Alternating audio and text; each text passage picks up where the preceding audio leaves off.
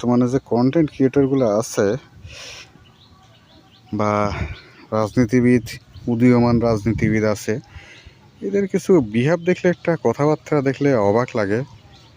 সেটা হচ্ছে, মানুষের জীবনে টাকা পয়সার দরকার আছে, কিন্তু সেই টাকাটা অনৈতিক উপায়ে আসলে এটা তো খুবই দুঃখজনক একটা বিষয়, তাই না? আপনি যে পেশা, যে দল বা যে ধর্মেরই মানুষ না হোক, দিন শেষে আপনার কথাবার্তা, কর্মকাণ্ড কিন্তু দেশ মাতৃকার পক্ষে আসতে হবে। মানে দেশ ও দেশের জনগণের পক্ষে কথা বলতে হবে, মানবতার পক্ষে কথা বলতে হবে। তাছাড়া কিন্তু আপনার কোনো দল, ব্যক্তি বা গোষ্ঠীর পক্ষে যদি আপনি কথা যায়, মানে আপনি কোনো দালালে পরিণত হন, তাহলে কিন্তু বাংলাদেশের মানুষ তাকে ইতিহাসের আস্থা করে ফেলে দেবে এবং তাকে ভিলেন বানাতে কিন্তু একটুকুও সময় লাগবে না।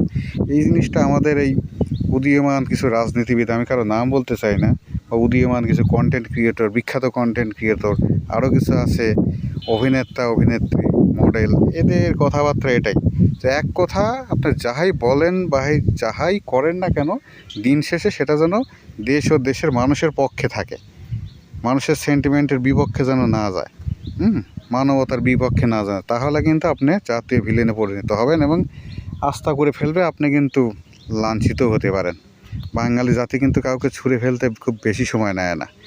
বাংলাদেশের মানুষ কাউকে তো উঠাতেও বেশি সময় নেয় না, আবার কিন্তু নামাতেও খুব একটা সময় লাগে না। সুতরাং দেশের মানুষের পক্ষে থাকেন, দেশ ও মানুষের কল্যাণে কথা বলেন, তাদের পক্ষে কথা বলেন, মানবতার পক্ষে কথা বলেন।